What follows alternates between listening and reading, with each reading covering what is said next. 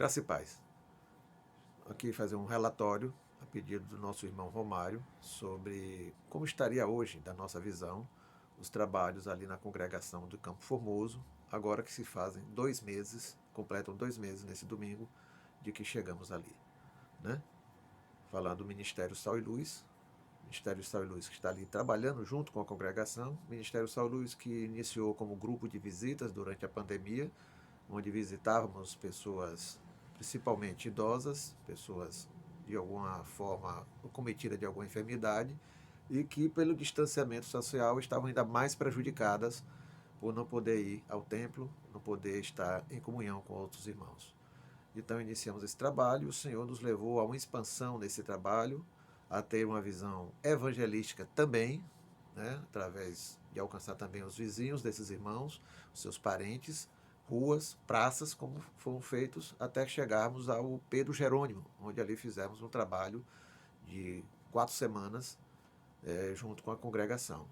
Mas nós estamos em Campo Formoso, né? Chegamos a Campo Formoso. Campo Formoso é uma congregação que existe há alguns anos. É um trabalho que nasceu fora da Igreja Teosópolis, mas que chegou às mãos da Teosópolis para organizar aquele trabalho, tomar conta daqueles irmãos, pastorear aqueles irmãos. E dentro dessa história, o irmão Luiz Correia estava ali há, me parece que 5 anos. Né? E chegamos no momento em que ele estava saindo dos rigores do isolamento social, ali não estava tendo trabalhos, né, em função da pandemia, e estavam agora começando já os primeiros trabalhos de retorno. Então fomos ali, dentro da proposta de ajudar a congregação na parte de evangelismo, junto com o ministério do irmão Luiz Correia. Quando estávamos na fase de planejamento, fomos surpreendidos com a saída inesperada do líder Luiz Correia.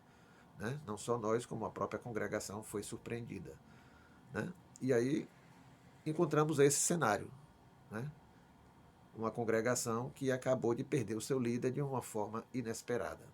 O pastor presidente, o pastor Geraldo, nos convocou ao ministério para tomar conta da congregação, amparar a congregação, conduzir a congregação até haver uma definição do novo obreiro, do novo pastor que ficará lá tomando conta. Isso não se faz de uma forma tão fulminante, tão instantânea. É necessário tempo para se amadurecer, para orar e a pessoa ser indicada pelo Senhor. Então, enquanto isso está acontecendo, nós estamos lá, trabalhando com aqueles irmãos.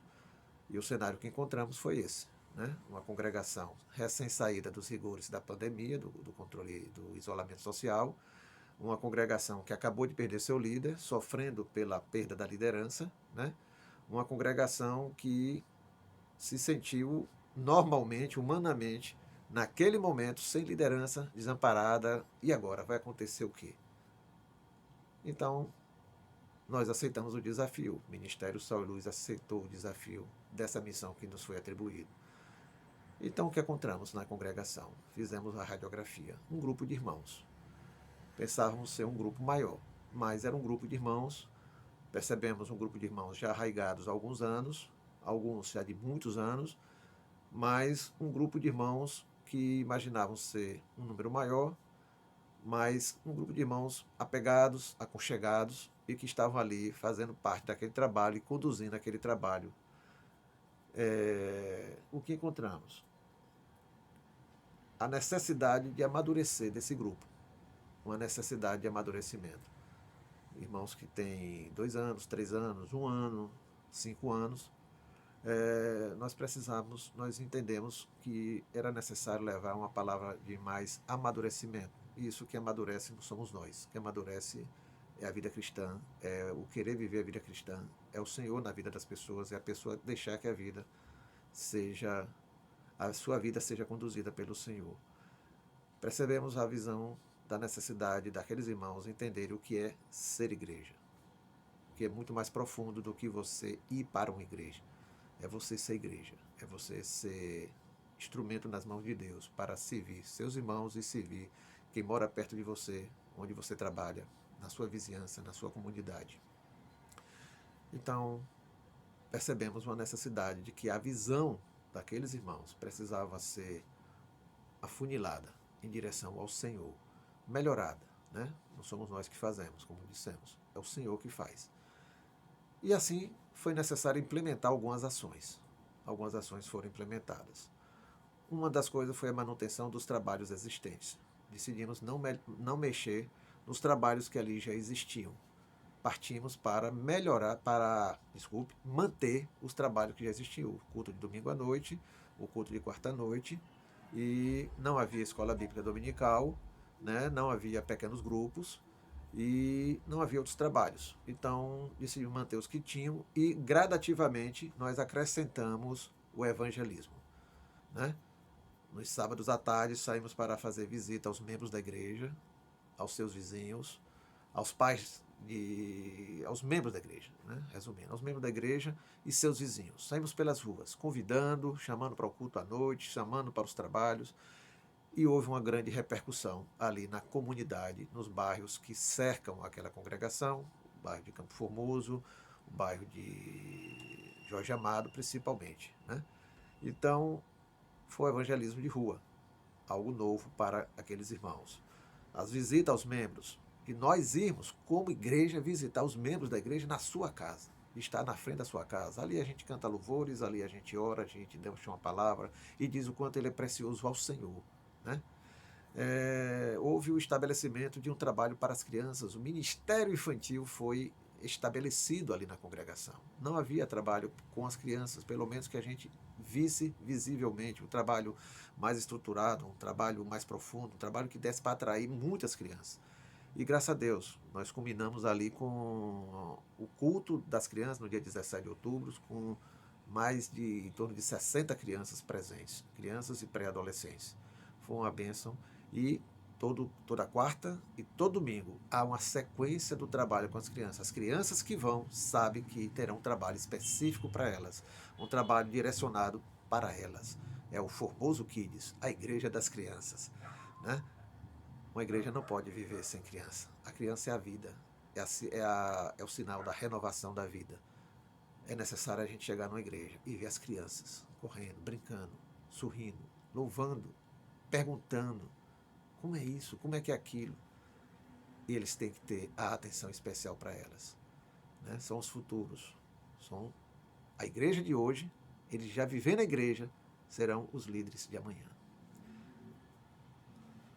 Então, outra ação implementada, passar a visão da igreja fora das quatro paredes. A igreja não pode ficar restrita a quatro paredes, ou então ela vira uma bolha, fica dentro de uma bolha, fica dentro de um quadrado, e não enxerga o mundo lá fora, não trabalha para o mundo lá fora, e o próprio mundo lá fora não enxerga a igreja como igreja. A igreja tem que sair das quatro paredes, tem que sair do templo e ir ao mundo que está lá fora. A igreja é luz, e a luz não pode ficar presa, não pode ficar debaixo da cama. A igreja tem que ser luz aonde ela vai, na sua vizinhança, na sua comunidade, nos seus vizinhos, em tudo quanto é lugar. A igreja tem que causar impacto, o impacto da luz. A luz. A igreja não toca a buzina, a igreja ilumina com a sua luz. Ela é um farol que ilumina. Outra ação que nós implementamos, passar de que a igreja não é uma estrutura. A igreja não é um conjunto de eventos. A igreja não é um prédio. A igreja são as pessoas. São as pessoas que o Senhor investiu, resgatou do mundo, trouxe para perto de si, trabalha nas suas vidas, para que essas vidas cresçam, amadureçam, dependam dele, confiem nele, amparadas por ele e que também conquiste outras vidas que estão lá precisando ser salvas. A igreja são as pessoas, somos nós. A igreja não são as paredes. As paredes é o lugar apenas onde a gente faz alguns encontros. A igreja somos nós, são as pessoas. Outra ação implementada, identificação da liderança local. Líder é aquele que lidera pessoas, não é aquele que foi imposto. Líder surge no meio da obra. E as pessoas, ao ver a visão da pessoa, ao ver a segurança da pessoa em Deus, elas seguem essa pessoa, porque sabem que estão seguindo a Deus, porque aquela pessoa segue a Deus. Então você tem que identificar quem são os líderes. E a gente está agora começando a identificar as lideranças efetivas da obra ali naquele Campo Formoso. As lideranças verdadeiras, as lideranças de vidas que estão se dispondo a se doar pelo reino de Deus. Liderança não é um cargo, liderança é serviço. Eu sirvo, eu sirvo. Não importa se vão me reconhecer, não importa se eu vou receber uma medalha, não importa a minha remuneração, eu quero servir. E a Bíblia diz isso muito claro através do Senhor Jesus. No reino de Deus nós estamos para servir. Aquele que quiser ser maior, primeiro sirva. E outra ação que nós implementamos é sinalizar a visão de crescimento da obra. Sinalizar a visão de crescimento. Os irmãos estão começando a entender.